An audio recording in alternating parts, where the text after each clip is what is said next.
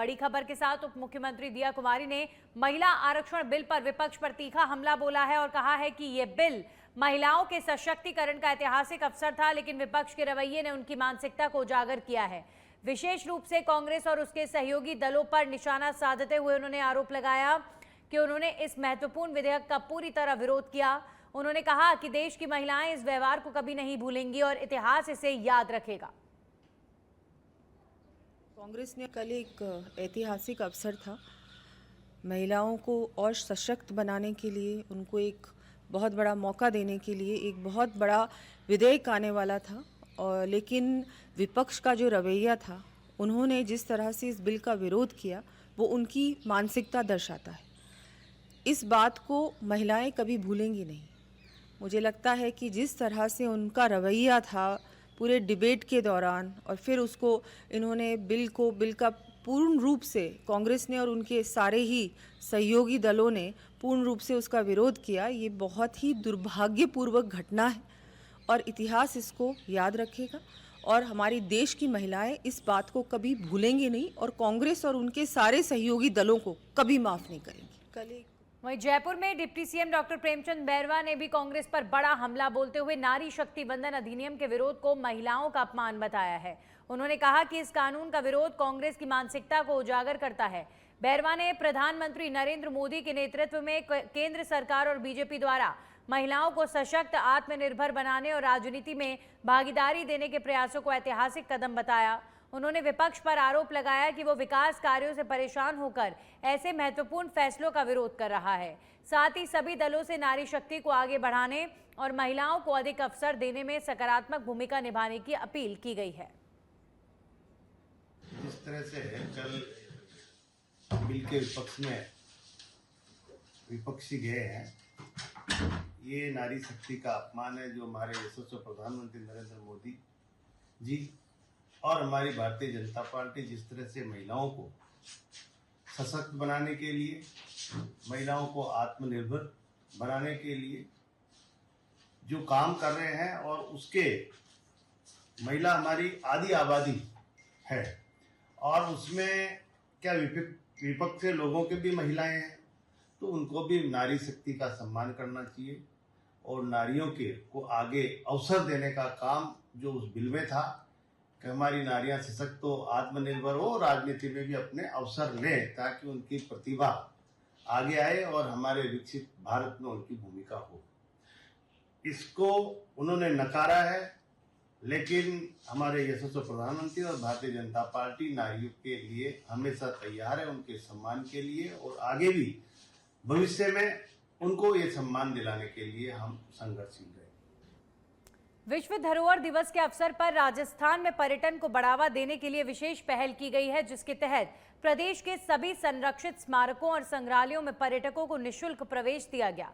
इस दौरान आमेर महल समेत प्रमुख स्थलों पर भारी भीड़ देखने को मिली, जहां हजारों पर्यटक ऐतिहासिक धरोहर का आनंद लेने पहुंचे। जयपुर, उदयपुर और जैसलमेर में विशेष गतिविधियां आयोजित की गईं, जहां गाइड और विशेषज्ञों ने पर्यटकों को ऐतिहासिक महत्व की जानकारी दी। पर्यटन और पुरातत्व विभाग द्वारा चलाए गए जागरूकता अभियान के जरिए लोगों को विरासत संरक्षण के प्रति प्रेरित किया गया। इस पहल का उद्देश्य राजस्थान की समृद्ध सांस्कृतिक विरासत को वैश्विक पहचान दिलाना और पर्यटकों को यादगार अनुभव प्रदान करना है। विश्व विरासत दिवस के अवसर पर आज आमेर महल में आने वाले सभी पर्यटकों को निःशुल्क प्रवेश दिया गया है। आने वाले पर्यटकों का तिलक और माला लगाकर पारंपरिक रूप से स्वागत किया गया है। कुछ लोक कलाकारों द्वारा वाद्य यंत्रों का प्रदर्शन किया गया है ताकि लोग एंजॉय कर सकें। धरोहर दिवस के बारे में लोगों को जागरूक करने के लिए बैनर लगाए गए हैं ताकि लोग ज़्यादा से ज़्यादा इसके प्रति जागरूक हो, धरोहर के प्रति। वहीं बांसवाड़ा जिले के आबापुरा थाना सर्कल अंतर्गत देवगढ़ तिराहे पर दो बाइकों के आमने सामने जोरदार भिड़ंत हो गई, जिसमें 3 लोग गंभीर रूप से घायल हो गए हैं। टक्कर इतनी भीषण थी कि दोनों वाहन बुरी तरह क्षतिग्रस्त हो गए और मौके पर अफरा तफरी मच गई। हादसे में नरेश, मीरा और मुकेश गंभीर रूप से घायल हुए हैं, जिन्हें 108 एम्बुलेंस की मदद से तुरंत जिला अस्पताल पहुंचाया गया, जहां पर उनका इलाज जारी है। सूचना मिलने पर आबापुरा थाना पुलिस मौके पर पहुंची है और घटनास्थल का जायजा लेते हुए जांच शुरू कर दी गई है। प्रारंभिक जांच में तेज रफ्तार और लापरवाही को हादसे का कारण माना जा रहा है।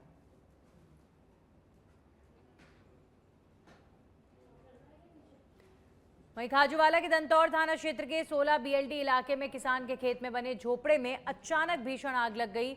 आग की चपेट में आने से किसान साधु सिंह गंभीर रूप से झुलस गया, जिसे स्थानीय लोगों की मदद से दंतौर अस्पताल पहुंचाया गया, जहां प्राथमिक उपचार के बाद उसे बीकानेर रेफर कर दिया गया है।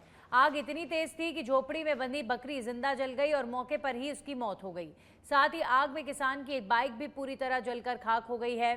घटना की सूचना मिलते ही दंतौर पुलिस मौके पर पहुंची और जांच शुरू कर दी गई है।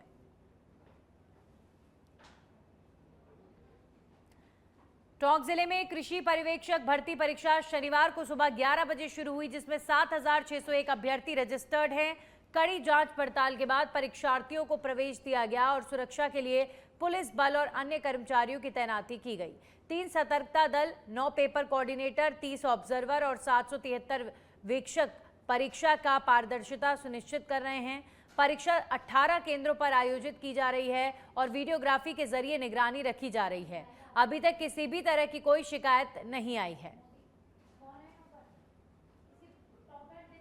वहीं बालोतरा से खबर है, बालोतरा क्षेत्र के लिए 21 अप्रैल को ऐतिहासिक दिन बनने जा रहा है।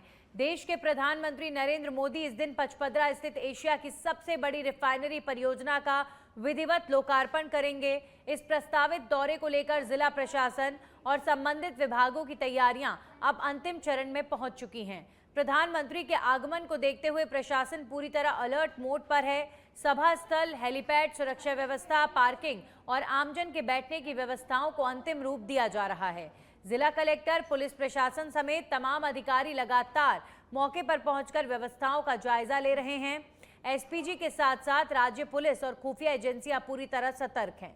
सभा स्थल के आसपास मल्टी लेयर सिक्योरिटी सिस्टम लागू किया गया है और हर गतिविधि पर पैनी नजर रखी जा रही है।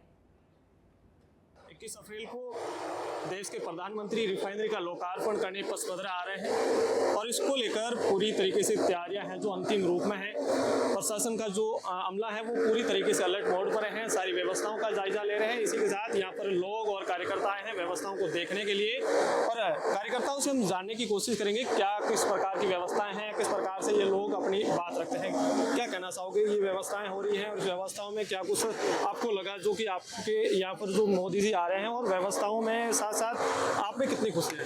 बहुत ज़्यादा खुशी है। हमारा सौभाग्य है मारवाड़ का कि हमारे यहाँ के पीएम साहब रिफाइनरी का उद्घाटन करने के लिए आ रहे हैं। व्यवस्थाएं बहुत अच्छी है, कोई लोगों को परेशानी नहीं होगी। कूलर की, एसी की, हवा की और ऊपर से फुहारे लगे हुए हैं।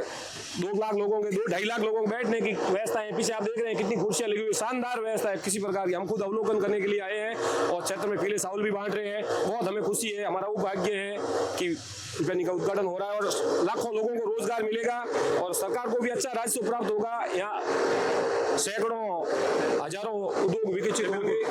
तो आप बताएं कि किस प्रकार की कितनी खुशी हैं, क्योंकि यहाँ पर जो पीएम आ रहे हैं और रिफाइनरी का लोकार्पण भी है, तो कितनी खुशी है, कितना जो लोगों में इसका जुनून है?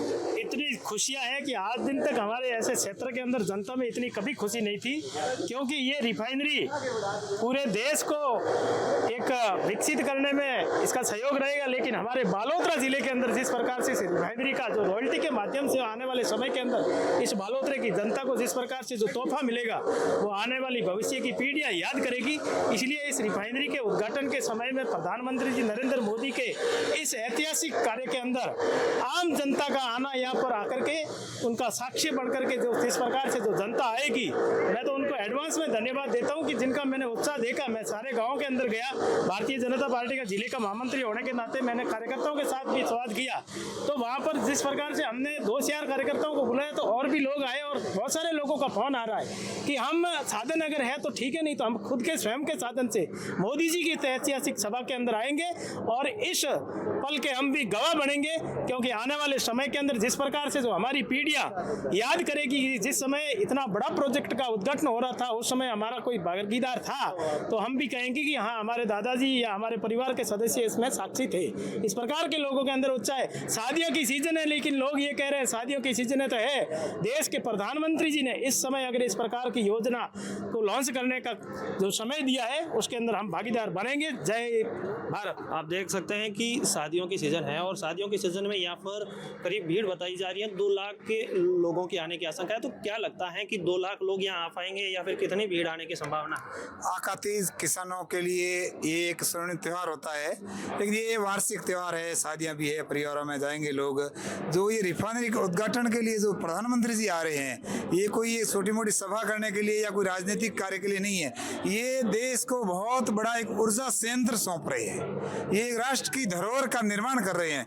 आजकल जितनी जिसकी व्यक्ति की उम्र है वो अपनी उम्र के दौरान जिएगा, लेकिन ये रिफाइनरी कई पीढ़ियों तक जीवित रहेगी और लोगों को रोजगार देगी और इस देश को सक्षम करेगी। तो हम आप गवाह लोग बनेंगे। देख सकते हैं कि यहाँ पर रिफाइनरी में जो पंडाल को लेकर जो तैयारियां आप देख सकते हैं, कुर्सियां लगनी शुरू हो चुकी हैं। मैं कैमरामैन से कहूँगा कि ये कि यहाँ का जो दृश्य है वो दिखाएं।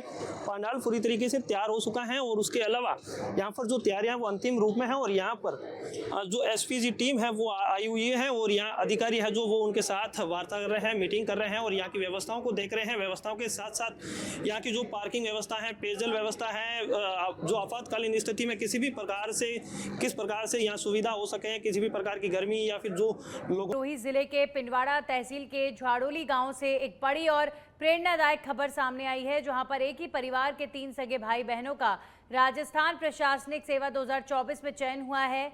परमवीर सिंह इंदा, सेजल कंवर और महिपाल सिंह ने इस परीक्षा में सफलता हासिल कर परिवार और क्षेत्र का नाम रोशन किया। परमवीर ने 24वीं रैंक प्राप्त की है, जबकि सेजल को 120वीं और महिपाल सिंह को 920वीं रैंक मिली है। खास बात यह है कि वर्ष 2024 की परीक्षा में वे भी परमवीर और सेजल का चयन हुआ था, लेकिन इस बार उन्होंने बेहतर रैंक के साथ बड़ी छलांग लगाई है। वहीं महिपाल सिंह, जिनका 2022 में चयन नहीं हो पाया था, इस बार सफलता हासिल कर अपने सभी भाई बहनों के साथ आरएएस बन गए हैं। तीनों के पिता सरकारी स्कूल में अध्यापक हैं।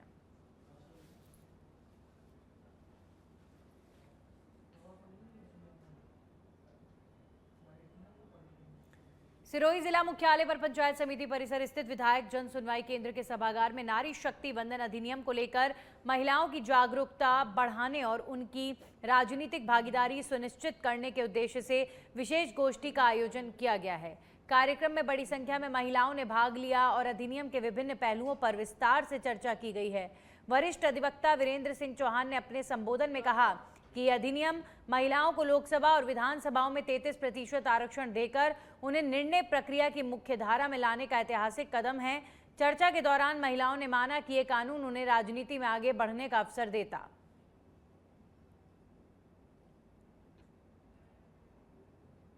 नारी शक्ति वंदन अधिनियम के अंदर महिलाओं की भागीदारी होना बहुत ज़रूरी है। जब महिलाएं संसद में बैठेगी तो वह अपने विचार, अपने नियम, अपने कानून के लिए जब वह बात रखेगी और उसके लिए वो जब अपना कुछ भी आदेश रखेगी तो उसको स्वयं ही वह पारित करने में अपना मत करेगी।